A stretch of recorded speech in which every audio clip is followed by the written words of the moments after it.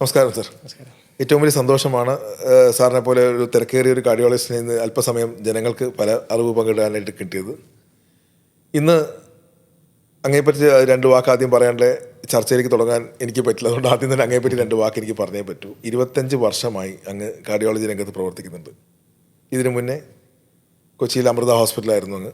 അത് കഴിഞ്ഞാൽ ആസ്ട്രോമെറ്റ്സിൽ ജോയിൻ ചെയ്തിട്ട് ഇപ്പോൾ ഏതാണ്ട് 2 വർഷമോളം ആവാറായി.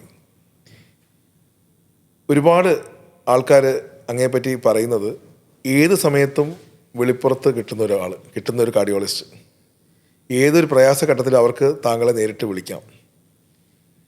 അങ്ങ് കാത്ത് ലാബിലാണെങ്കിൽ പോലും ഒരു രോഗി അങ്ങേ കാണണമെന്നുണ്ടെങ്കിൽ അങ്ങ് ഇടയിൽ ഇറങ്ങി വന്ന് ആ പേഷ്യൻറ്റിനെ കാണും. ഇവിടെയുള്ള പല ആൾക്കാരും എൻ്റെ രോഗികളുടെ പല ആൾക്കാരും എൻ്റെ അടുത്ത് പറയുന്നത് ഡോക്ടർ രാജീവ് ഉള്ളത് കൊണ്ട് നമുക്ക് വളരെ സമാധാനമായിട്ടൊന്ന് ഉറങ്ങാൻ പറ്റുന്നുണ്ടെന്നാണ്. കാരണം അങ്ങയുടെ ഒരു കരൽ സ്പർശം അവർക്കുണ്ട്. അപ്പോൾ ഇത്രയും വലിയൊരു പ്രത്യേകതകളും ഇത്രയും വലിയ കൈപുണ്യമുള്ളൊരു ഡോക്ടറാണ് താങ്കൾ.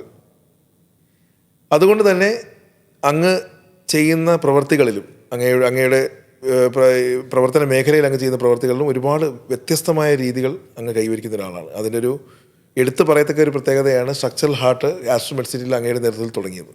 ഇന്ന് സന്തോഷപൂർവ്വം പറയാം, പലയിടത്തും റിജക്റ്റ് ചെയ്ത പേഷ്യൻസിന് ടാവി എന്നൊരു ചികിത്സാ രീതിയിലൂടെ ജീവിതത്തിലേക്ക് അങ്ങ് തിരിച്ചു കൊണ്ടുവന്നിട്ടുണ്ട്. അതിനെപ്പറ്റി ഒന്ന് പറഞ്ഞാൽ നന്നാവും. ടാവി എന്താണെന്നും എങ്ങനെയുള്ളവർക്കാണ് അത് ചെയ്യുന്നതും അങ്ങ് എങ്ങനെയാണ് അതിലോട്ട് വന്നതെന്നും. ടാവി എന്ന് പറഞ്ഞാൽ നമ്മുടെ ഹൃദയത്തിലെ ഒരു പ്രധാന വാൽവുണ്ട്, അയോട്ടിക് വാൽവ്. നമ്മുടെ മഹാധമനിയിലെ ഗാഡി എന്ന വാൽവാണ് അയോട്ടിക് വാൽവ്. അതുപോലെ 4 വാൽവുണ്ട്. അതിൽ ഏറ്റവും പ്രധാനപ്പെട്ട 2 വാൽവ് ഒന്നാണ് ഈ അയോട്ടിക് വാൽവ്. വേറെ വളരെ പ്രധാനപ്പെട്ട ഒരു വാൽവാണ് മൈട്രൽ വാൽവ്. അപ്പോൾ ഈ വാൽവിന് ചുരുക്കം വരുന്നത് സാധാരണ കുറച്ച് പ്രായമാകുമ്പോഴാണ്, 70 വയസ്സ് 80 വയസ്സ്. പിന്നെ ജന്മന ബൈക്കസ്പിഡ് അയോട്ടിക് വാൽവ് എന്ന് പറഞ്ഞാൽ ഒരു സ്ഥിതിവിശേഷമുണ്ട്. സാധാരണ ആൾക്കാർക്ക് അയോട്ടിക് വാൽവിന് 3 ഇതളാണുള്ളത്. ചിലർക്ക് ജന്മന തന്നെ 2 ഇതളേ ഉള്ളൂ.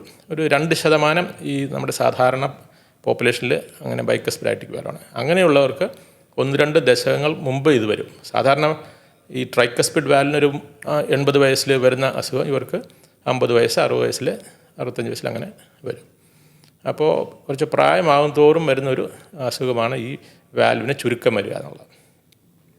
കുറച്ച് നാളുകൾക്ക് മുമ്പ് വരെ അതിന് തുറന്നുള്ള ഓപ്പറേഷൻ മാത്രമേ അതിന് സാധ്യത ഉണ്ടായിരുന്നുള്ളൂ. പിന്നെ ഇപ്പോൾ ഒരു 2 ദശകമായിട്ട് ഓപ്പറേഷൻ ഇല്ലാതെ വാൽവ് മാറ്റി വെക്കുന്ന ഒരു രീതി വന്നിട്ടുണ്ട്. അതാണ് transcatheter aortic valve implantation. അത് 2004 തുടങ്ങിയെങ്കിലും അതൊരു മോഡിഫൈഡ് നല്ല രീതിയിലേക്ക് വന്നത് ഒരു 10 വർഷത്തോളം ആയിട്ടുണ്ട്. നല്ല രീതിയിൽ ഇപ്പം ഓരോ വർഷം ചെല്ലുന്തോറും അത് ഭേദമായി വന്ന് കൂടുതൽ മോഡിഫിക്കേഷൻസൊക്കെ വന്ന് ഇപ്പോൾ ഒരു വളരെ നല്ല ചികിത്സയായിട്ട് വന്നിട്ടുണ്ട്. ആദ്യം വളരെ ഹൈ റിസ്ക് ആയിട്ടുള്ള ഓപ്പറേഷൻ താങ്ങാൻ പറ്റാത്ത ആൾക്കാർ, അങ്ങനെ ഉള്ളവർക്കൊരു എക്സ്പെരിമെൻ്റലിയാണ് തുടങ്ങിയത്. പിന്നീട് ഇൻ്റർമീഡിയറ്റ് റിസ്ക് ആൾക്കാർക്ക്, ഇപ്പം അത്ര സിവിയർ ഇൻ്റർമീഡിയറ്റ് റിസ്ക് പോലും ഇല്ലാത്തവർക്ക് പോലും ഇതൊരു നല്ല സർജറിക്ക് ഒരു നല്ല ഓൾട്ടർനേറ്റീവാണ്.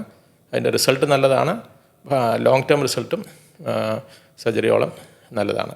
ഇമ്മീഡിയറ്റ് റിസൾട്ട് പലപ്പോഴും സർജറിയേക്കാൾ ഉപരിയായിട്ടുള്ള നല്ല റിസൾട്ടും കിട്ടാറുണ്ട്. അപ്പം ഓപ്പറേഷൻ ഇല്ലാതെ, നെഞ്ചു തുറക്കാതെ, അനസ്തീസിയ ഇല്ലാതെ കാലിൽ കൂടി ചെയ്യുന്ന ഒരു ചികിത്സാ രീതിയാണ് ഈ വാൽവ് മാറ്റി വെക്കുക.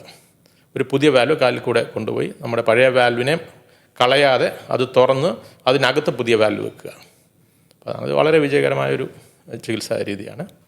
പിന്നെ ഞാൻ എങ്ങനെ ഇത് വന്നെന്നുള്ളത് 2013 ഇതിനു വേണ്ടി ഒരു ട്രെയിനിങ്ങിന് ഇങ്ങനൊരു പുതിയ ചികിത്സാ രീതി വരുന്നുണ്ട്. അതിൽ നല്ലൊരു സാധ്യത മുൻകൂട്ടി കാണുകയും അപ്പോൾ സ്വിറ്റ്സർലൻഡിലെ ഒരു ട്രെയിനിങ്ങിന് പോയി. അതിനുശേഷം ഇത് ചെയ്യാൻ സാധിക്കുന്ന ഒരു കാര്യമാണെന്ന് മനസ്സിലാക്കുകയും 2016 ആണ് ആദ്യമായിട്ട് ഒരു രോഗിക്ക് പണ്ടും സർജിക്കലി മാറ്റിവെച്ചൊരു വാൽവിൽ വീണ്ടും ചുരുക്കം വന്നു.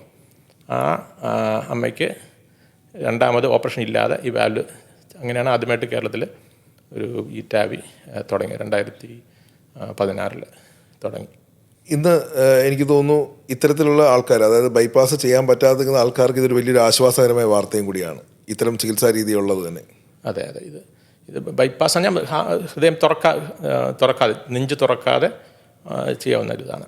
അനസ്തീസിയ പോലും നമ്മൾ ട്യൂബിട്ടുള്ള അനസ്തീസിയ ആവശ്യമില്ല, ഒരു സെഡേഷൻ മാത്രം മതിയാവും. അധികം ആശുപത്രി വാസം ആവശ്യമില്ലെന്ന് തോന്നുന്നു അല്ലേ? മിക്ക ആൾക്കാർക്കും 2 ദിവസത്തിനും വിടാൻ പറ്റും. പക്ഷെ ചില ആൾക്കാർക്ക് കുറച്ച് ദിവസം കൂടെ ഒന്ന് ഒബ്സർവേഷൻ ആവശ്യം വന്നേക്കാം. മിക്കവരും തന്നെ 2-ാം ദിവസം തന്നെ നടക്കാം.